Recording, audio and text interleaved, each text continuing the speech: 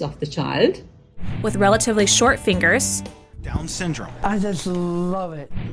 I can't tell you what the files together.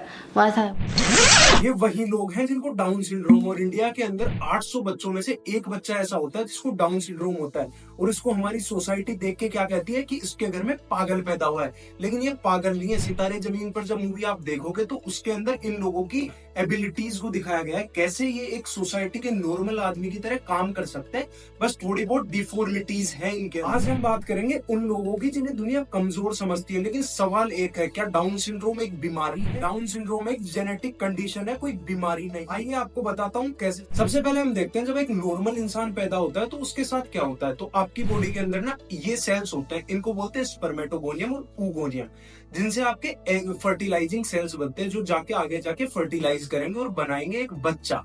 तो इनके अंदर क्या होता है, जब स्पर्मेटोगोनियम का डिवीजन मियोसिस से होता है तो ये 46 क्रोमोसोम से होके 23 के अंदर डिवाइड होता है, और सेम काम होता है oogoनियम के अंदर। अब जो ये 23 वाले हैं ये बन गए आपके जर्म सेल्स। अब ये आगे जाके मिलेंगे और फर्टिलाइजेशन की प्रोसेस के द्वारा एक हेल्थी बेबी को जन्म देंगे। लेकिन अगर हम बात करें डाउन सिंड्रोम की, तो ये जो प्रोसेस मैंने दिखाई थी आपको स्पर्मेटोगोनियम और oogoनियम की, हम लेके चलते हैं oogoनियम को। स्पर्मेटोगोनियम के अंदर तो नॉर्मल डिवीजन होके 23 क्रोमोसोम से स्पर्म बन गया, लेकिन जो oogoनियम था वहां पे एक डिवीजन गलत हो गया, नॉन डिसजंक्शन की वजह से वहां पे 24 क्रोमोसोम्स बन गए।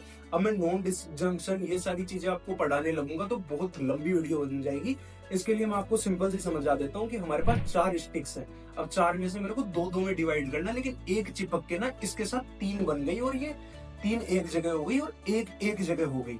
ऐसा फिनोमेना होके 24 क्रोमोसोम बन गए, और जब ये फर्टिलाइजेशन का टाइम आएगा, ये 24 क्रोमोसोम जब 23 के साथ मिलेंगे तो ये बनाएंगे 47 क्रोमोसोम, और इसी चीज को हम बोलते हैं ट्राइसोमी, और साथ ही डाउन सिंड्रोम। सितारे जमीन पर मूवी का एक कैरेक्टर गोलू इसी सिंड्रोम का शिकार था, लेकिन पूरी मूवी के अंदर हमें कभी ये नहीं लगा कि वो एक पागल है। लेकिन इसी के साथ एक चीज नोटिस करने वाली थी गोलू के अंदर, उसकी जो आंखें थी वो ऊपर की तरफ थोड़ी सी टिल्टेड थी और छोटी थी। दूसरा, फ्लैट नेजल ब्रिज, उसके नाक और ये लिप्स के जो बीच का गैप था वो काफी कम था। इसी के साथ मोटी जुबान और बोलने के अंदर थोड़ा सा दिक्कत, मतलब स्लो बोलना उसका उस मूवी के अंदर दिखाया गया कि वो कैसे धीरे बोल रहा था, दिखाया नहीं गया, वो उसका नेचुरल कंडीशन थी।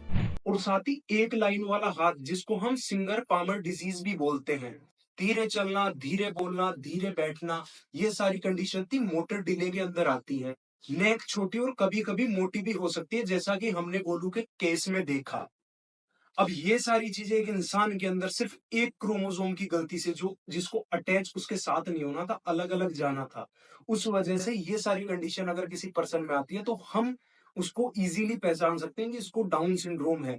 हमें उससे प्यार से बात करनी चाहिए, ना कि उसको पागल कहना चाहिए। अब वैसे तो डाउन सिंड्रोम का कोई ट्रीटमेंट नहीं है, लेकिन हमने मूवी में देखा गोलू उर्फ गोपाल कृष्ण वर्मा, वो एक रियल कैरेक्टर था जिसको डाउन सिंड्रोम था। पूरी मूवी के अंदर कभी ये नहीं लगा कि इसने कुछ अलग पागलों वाली हरकतें की हो या कुछ और किया हो। जैसा उसका नेचर था उसने वैसा एक्ट किया, और हमारे सामने एक मिसाल पेश की कि हमें कभी भी ना किसी को छोटा नहीं समझना चाहिए। सबकी अलग अलग कंडीशन हो, ये सब भगवान की देन होती है, कभी किसी को छोटा मत समझो। और ना आपके आसपास कभी ऐसे कोई लोग दिखते हैं तो उनको ना प्यार से समझाओ, ना कि उनको ऐसे पागल वागल बोल के कि हे पागल साइड हट जा, ऐसा नहीं बोलना चाहिए। ऊपर से भगवान देख रहा है। और ये एक मूवी थी जो एक अच्छे से एक्सप्लेन करती है इस सिंड्रोम। और मैं आपसे पूछना चाहता हूँ, अगर आपने ऐसी कंडीशन कहीं देखी है आसपास में या आपके दोस्तों में, तो आप नीचे कमेंट कीजिए, और वीडियो को ना लाइक और चैनल को सब्सक्राइब करके ही जाइएगा।